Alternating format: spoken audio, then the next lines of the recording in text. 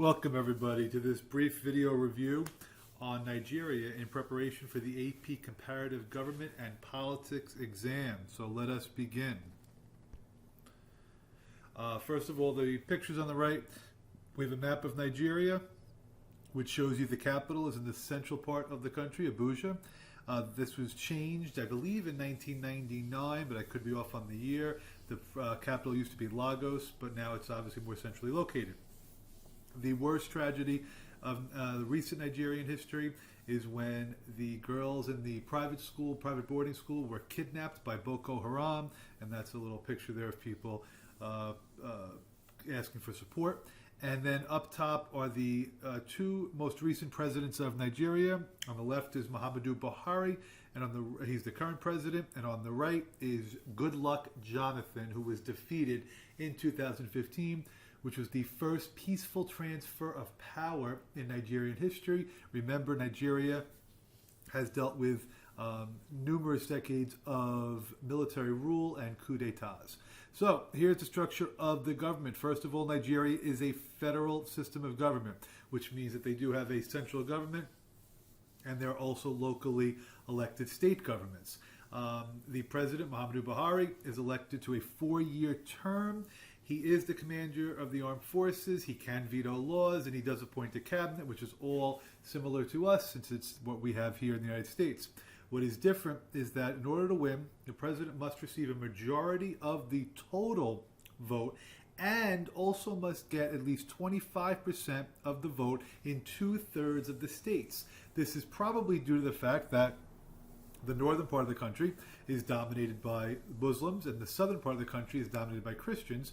There was a time where they believed that they should alternate presidents, one from the north and one from the south, but now more recently they're trying to bridge more unity in the nation.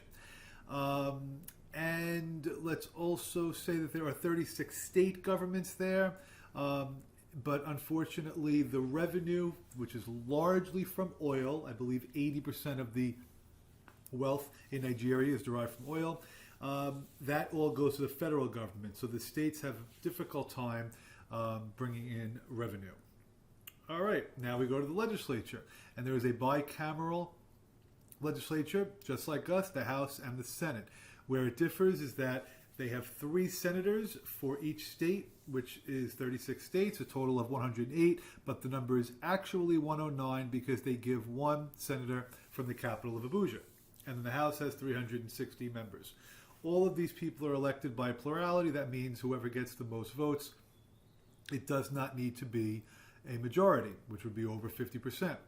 But there's tremendous corruption all throughout the elections and throughout the legislature as well. In the Supreme Court, they have 15 members on the court. Throughout the states of Nigeria, Sharia law is prominent in about 1/3 of them. That's the very strict Islamic laws. Their courts, so some of their courts use that to make decisions. Other courts do not. But again, there's so much corruption within Nigeria that it's very difficult for the courts to demand legitimacy.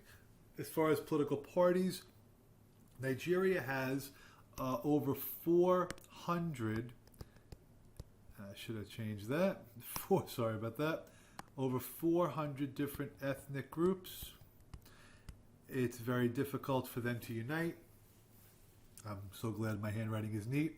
But in 2015, they did form a coalition party. They brought various parties together for the All Progressive Congress, and that's the title for Muhammadu Buhari. All right, now how has Nigeria promoted democracy? Nigeria's got a much freer press than it used to. I think I did mention to you how the internet has sparked a lot of protests throughout Nigeria as well. They have gotten rid of military rule, which is good, and they do elect the president directly. But how have they not done a good job promoting democracy? There is still too much corruption throughout the country. Sharia law is still prominent in certain parts, and they do not have a good record on human rights. Please remember that Nigeria was a colony of Great Britain, and then in 1960, that is when, without too much violence, 1960 is when they received independence. But the legacy of colonialism has created problems. Again, that ethnic and religious divide. Remember, the North is Muslim and the South is Christian. So that hasn't really been resolved. This concept of pre-Bendelism is really connected just to Nigeria. And it's where government officials believe that they have a right to benefit from the revenues, mostly from oil. So there's just a lot of problems related to that. Voter turnout is high. It's over 50%. However, the problem is that there's so much fraud in the elections. There have been stories of ballot boxes just being stolen. And of course, there's been violence against people voting as well, even though some of you didn't believe the pictures that I showed. There are consequences of military rule. It was a loss of legitimacy. When you had military rule, people did not believe that the government had the right to rule. There's been tremendous instability as well. The ethnic divisions are really related to the oil reserves. There's tremendous income inequality throughout Nigeria as a result of that.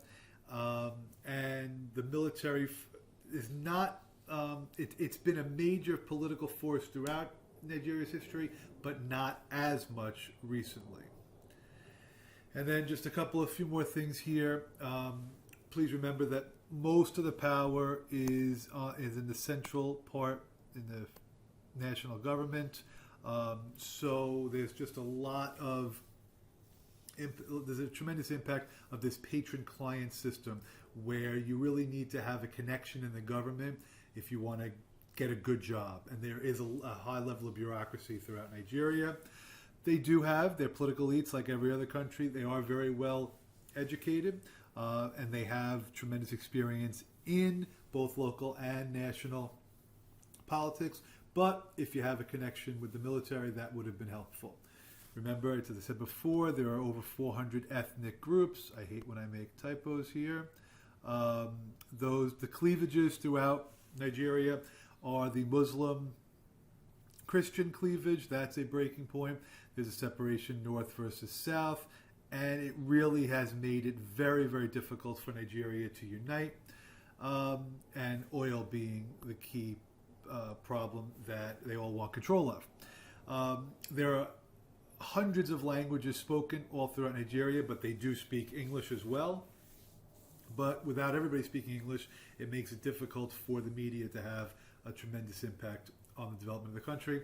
And please make sure that you know Boko Haram, the radical Islamic terrorist group, that they're the ones that kidnapped the girls and have brought terrible violence throughout Nigeria.